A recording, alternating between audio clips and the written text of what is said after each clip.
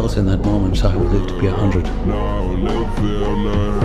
Now I know I shall not see 30. King, who, despite having an incurable disease and a court full of rivals, stood firm against one of the greatest military commanders in all of history. It's the absolutely incredible and tragic story of King Baldwin IV.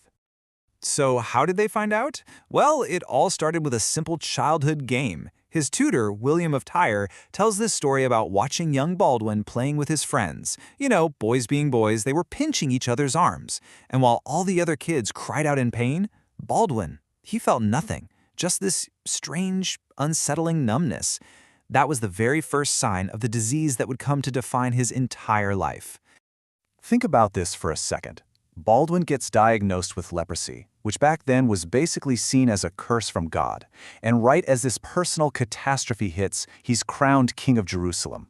He's just 13 years old, and now he's got to defend this fragile kingdom from a legendary warrior who's busy uniting the entire Muslim world against him. No pressure, right? So, to really get a sense of the immense weight on this kid's shoulders, we need to understand the world he was born into. Okay, so Baldwin was born into what we call the Crusader states. These were basically these small Christian territories that had been carved out during the First Crusade. I mean, these were tiny, fragile outposts in a pretty hostile land, and they were always at war. So when his father died in 1174, a 13-year-old Baldwin, who was already sick, was suddenly king. And you have to understand, back in the 12th century, leprosy wasn't just some disease. It carried this huge, heavy social and religious stigma. People genuinely believed it was a punishment from God. So a king with leprosy, that was almost unthinkable. Sufferers were expected to go live by themselves, totally cut off from society, not lead armies. And as if a terminal illness wasn't enough to deal with, this huge external threat was building right on his doorstep. A brilliant and incredibly ambitious warrior had managed to seize control of both Egypt and Syria, which meant he had the Crusader kingdom totally surrounded. That man? Salah al-Din, who we in the West know as Saladin. Okay, so take a look at this. This map just lays it all out, doesn't it? It shows the strategic trap Baldwin inherited. The Crusader states were just this little strip of land on the coast, and now they were caught in this pincer movement between Saladin's forces in Egypt to the south and Syria to the north. I mean, his kingdom was completely surrounded. And yet, even with everything stacked against him, this young king was about to pull off one of the most unbelievable victories of the entire era. So in 1177, Saladin thinks, this is my moment. He figures the main Crusader army is busy up north, so he invades with a massive army of his own. He expected to just roll right over the few defenders left near Jerusalem. The only thing really standing in his way, a 16-year-old kid in failing health. I mean, just look at these numbers. The difference is absolutely insane.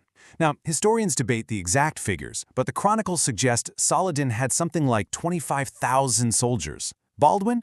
He could only scrape together a few hundred knights. The odds were just completely, ridiculously stacked against him. But Saladin got sloppy. He figured there was no real threat, so he let his army get spread out. Big mistake. Baldwin seized the moment, and even though he was sick, he led this desperate all-or-nothing cavalry charge right into the heart of Saladin's forces. The shock and the pure ferocity of the attack just blew him away. And the result? An absolute total rout. Saladin's army was completely shattered, and he himself barely managed to escape. The boy king had won an impossible victory, and Jerusalem was safe for years to come. But you know how these things go. The war and his illness, they weren't going anywhere. Yeah, that amazing victory at Montgizadar was incredible. But it was really just the beginning of a long, brutal fight. A fight against Saladin and a fight against his own body. The triumph didn't last. Just 2 years later, everything flipped at the Battle of Marj Ayoun. This time, the Crusaders were defeated. Baldwin actually got knocked off his horse. And because of his illness, he couldn't get back on by himself. He had to be carried off the battlefield on the back of a knight, while his personal guard fought like mad to protect him. And all the while, the disease was just relentlessly getting worse. His own tutor, William of Tyre, gives this absolutely heartbreaking account of how bad it got. By the early 1180s, Baldwin was mostly blind. His hands and feet were so covered in sores that he couldn't even use them. He was a king, literally trapped inside his own decaying body. So you've got this king who is literally under siege from every direction.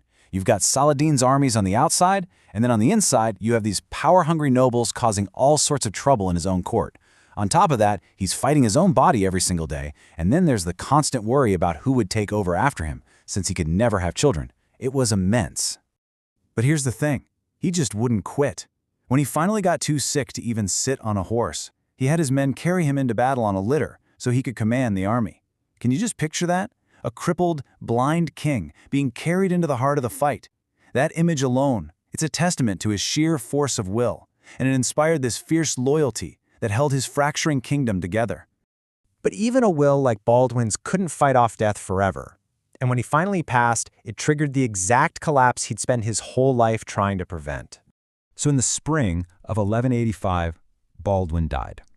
He was just 23 years old. And for more than 10 of those years, this remarkable young man had somehow, against all odds, held his kingdom together. And after he was gone, oh man, it all fell apart. And it happened so fast, it's just shocking. First, his young nephew, who was supposed to be king, died just a year later. Then, this reckless, arrogant guy named Guy de Lusignan takes the throne. He immediately picks a fight with Saladin, gets the Crusader army completely wiped out at the Battle of Hattin, and just weeks after that, Jerusalem fell. It was a total collapse. This right here, this just says it all, doesn't it? For the 11 years that Baldwin was king, Jerusalem was secure. Within just 2 years of his death, it was gone. The entire stability of the kingdom had been resting on the shoulders of this one dying man whose political smarts were the only thing holding it all together. And it wasn't just us looking back, you know. People at the time knew how important he was. A historian from that era, Socrates of Cremona, wrote that even though Baldwin suffered so much from his disease, he single-handedly preserved the Crusader states during his reign. He was the wall that held back the storm. So here's the takeaway, the big idea. Baldwin was more than just a tragic figure. He was the indispensable man. He was the glue. His courage, his willpower, his political skill, he was the one man holding it all together. And his death wasn't just a tragedy, it was the final nail in the coffin for the Kingdom of Jerusalem.